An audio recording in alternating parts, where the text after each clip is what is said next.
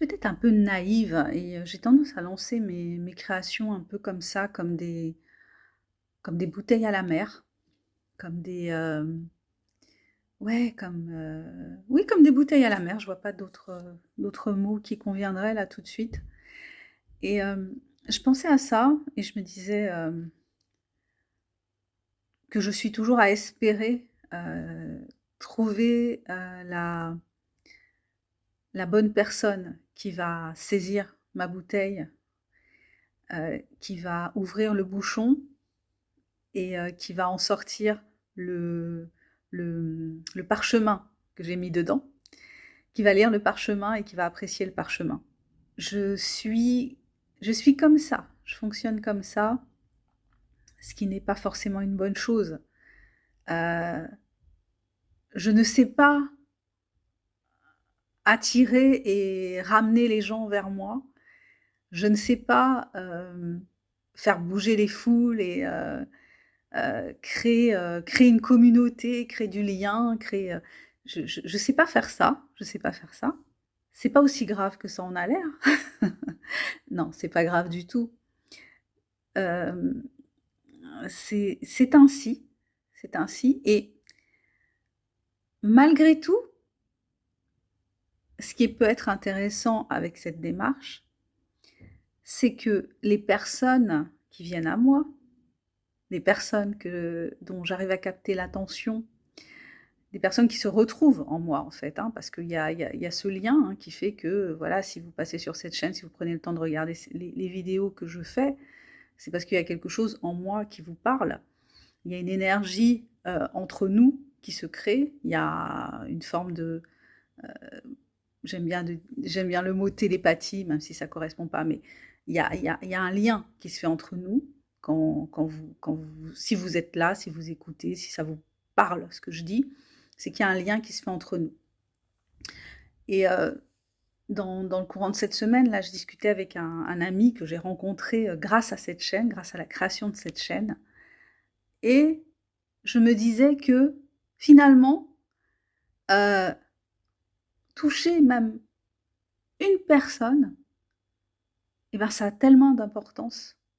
Même si ça a l'air de ne pas en avoir parce qu'on est toujours je suis moi-même dans cette idée de pouvoir toucher plein de gens, de pouvoir, ramener vers moi plein de gens, de faire découvrir mon univers, que les gens aient envie de lire ce que j'écris, avec goût, avec passion.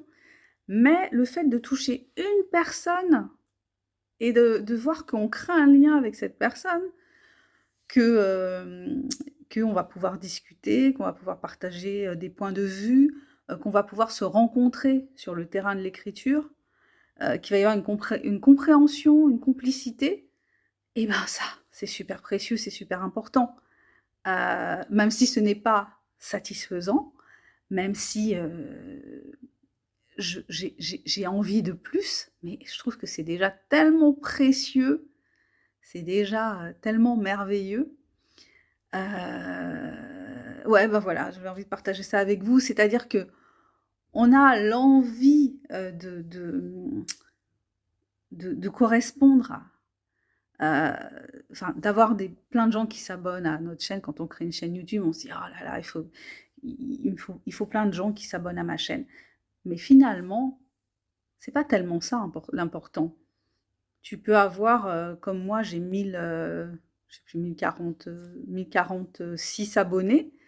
Mais avec quels abonnés j'ai vraiment un lien? Quels abonnés achètent mes livres? Quels abonnés, sont intéressés par mon parcours?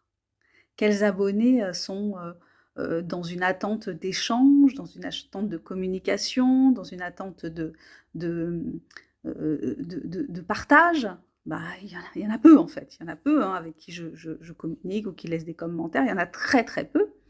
Donc ça veut rien dire en fait, ce nombre ne veut absolument rien dire, il reflète aucune réalité. Ça ne veut pas dire que ces gens-là sont aussi, ben, prêts à investir dans mon travail, à acheter mes livres, à les commenter, voilà. Ça veut rien dire en fait ce chiffre et c'est pour ça qu'il est important de voir la création, de contenu, hem indépendamment de ce que ça rapporte en termes d'abonnés, de ce que ça peut rapporter en termes de vente, quel que soit ce que l'on vend, que c'est important de se dire que si on le fait, c'est avant tout pour soi. Cette création de contenu, qu'on la fait avant tout pour soi, parce que ça nous permet, enfin moi en tout cas ça m'apporte quelque chose.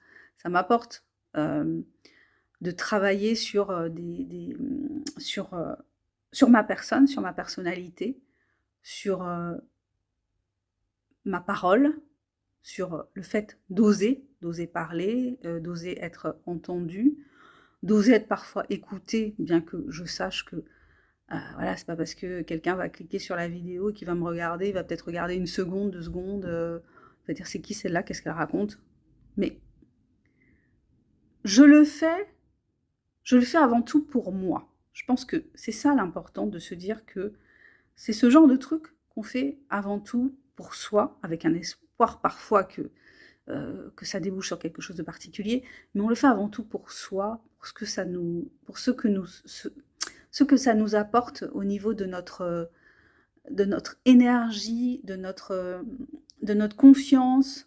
Voilà, donc il y a des moments où ça va passer, ben, voilà, l'envie elle est là, il y a de l'inspiration, et puis il y a d'autres moments où il y en a pas, donc arriver à suivre ce chemin-là, son propre chemin, son chemin individuel, hem, son propre parcours, ses envies, ses hésitations, ses,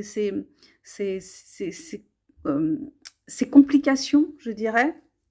Et puis, ben, parfois avoir la belle surprise, de voir que, bah, il y a une forme de compréhension qui se fait avec, quelqu'un qu'on aura peut-être la chance de rencontrer ou pas, mais en tout cas, voilà, il y a une espèce de complicité qui peut se faire, et c'est peut-être ça finalement le plus important.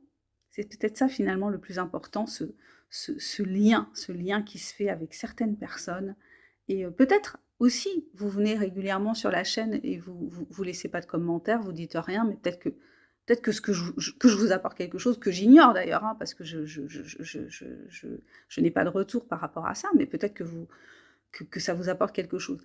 Mais ouais, c'est ça, c'est qu'est-ce qu'elle fait? Qu'est-ce qu'elle raconte? Ouais, en fait, c'est juste dire que si je fais ça, si je continue à le faire, avec le peu de résultats que j'ai, et ben, ça ne peut être que parce que, heu, il y a autre chose que, le fait d'en attendre des résultats. C'est-à-dire qu'il y a autre chose qui est, je travaille sur moi, ça me permet d'évoluer, ça me permet d'avancer, ça me permet de travailler ma pensée, heu ça m'oblige à partager d'une façon, qui peut-être un jour va me servir. Voilà, donc il y a des enjeux autres que simplement, le fait de voir augmenter son nombre d'abonnés, le fait de vendre des bouquins.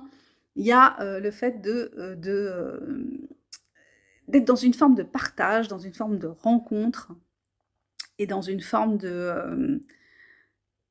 dans un élan de vie particulier, et dans un élan de vie particulier, d'assumer cet élan de vie particulier qui est assez étrange, hein, ce monde dans lequel on vit là, avec les réseaux, les réseaux sociaux, avec, la possibilité de et ben, de partager son propre message, de dire son propre message, que ça parle à une personne ou que ça parle à 1000 personnes, ou à 10 000 ou à 30 000, c'est finalement pas ça qui est important. Ce qui est important, c'est de dire les choses, et de faire entendre sa parole, de faire entendre une parole qui est peut-être différente de celle qu'on entend, au quotidien, et de se dire que c'est important en fait. Le monde, il irait tellement mieux, je trouve, si on était nombreux à prendre la parole, en fait. Si on était plus nombreux à prendre la parole et à dire ce que l'on veut que ce monde soit, en fait.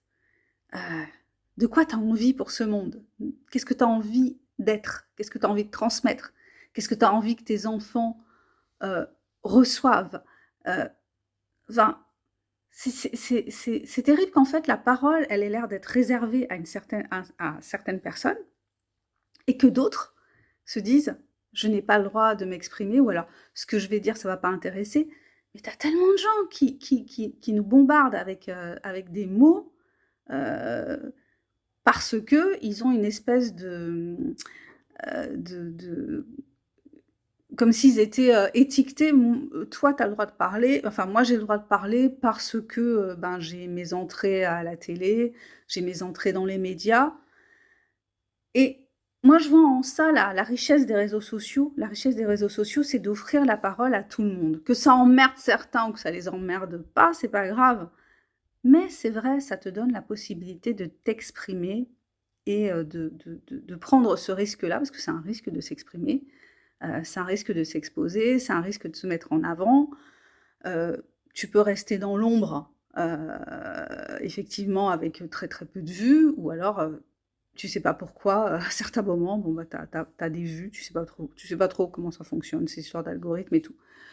Voilà, donc le sujet profond de de cette vidéo, c'est quoi?